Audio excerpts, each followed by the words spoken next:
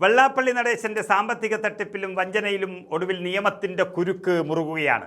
ഏറെ നാളായി വാർത്തകളിൽ പുകഞ്ഞുകൊണ്ടിരുന്ന SNDP യോഗം മൈക്രോ ഫിനാൻസ് തട്ടിപ്പ് കേസിൽ വെള്ളാപ്പള്ളിക്കും കൂട്ടർക്കുമെതിരെ അതിരൂക്ഷ വിമർശനവുമായിട്ടാണ് കേരള ഹൈക്കോടതി തന്നെ രംഗത്തെത്തിയിരിക്കുന്നത്.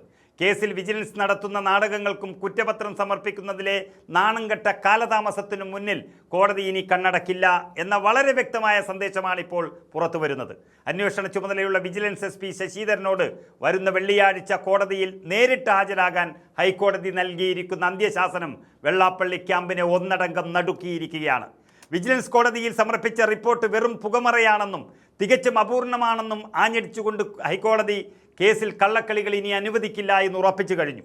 17 കേസുകളിൽ കുറ്റപത്രം തയ്യാറായി എന്നും സമാന ആരോപണങ്ങളുള്ള കേസുകൾ ഏകീകരിച്ച് ഒരൊറ്റ കുറ്റപത്രമായി നൽകാനാണ് ശ്രമമെന്നും വിജിലൻസ് അന്വേഷണ ഉദ്യോഗസ്ഥൻ കോടതിയെ ബോധിപ്പിക്കാൻ ശ്രമിച്ചുവെങ്കിലും ആ ഒഴിവ് കഴിവുകളൊന്നും അംഗീകരിക്കാൻ കോടതി തയ്യാറായില്ല.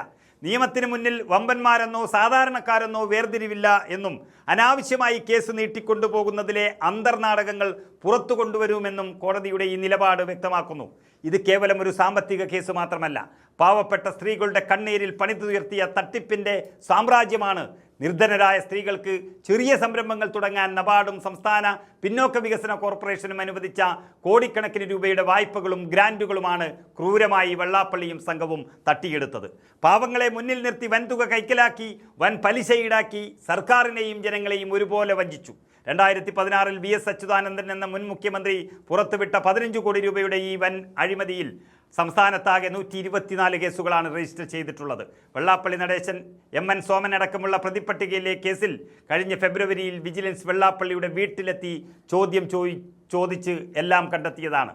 എങ്കിലും ഭരണരാഷ്ട്രീയ സ്വാധീനങ്ങൾ ഉപയോഗിച്ച് കേസ് ഒത്തുതീർക്കാൻ വൻ നീക്കങ്ങളാണ് വെള്ളാപ്പള്ളി നടത്തിയത്. എന്നാൽ ഈ തട്ടിപ്പിൻ്റെ വ്യാപ്തി അതിലും ഭീകരമാണ്. തട്ടിപ്പിൻ്റെ ആഴവും പുകമറകളും പുറത്തറിയാതിരിക്കാൻ പാവപ്പെട്ട മനുഷ്യരെ ബലിയാടാക്കുകയായിരുന്നു ചെയ്തത്.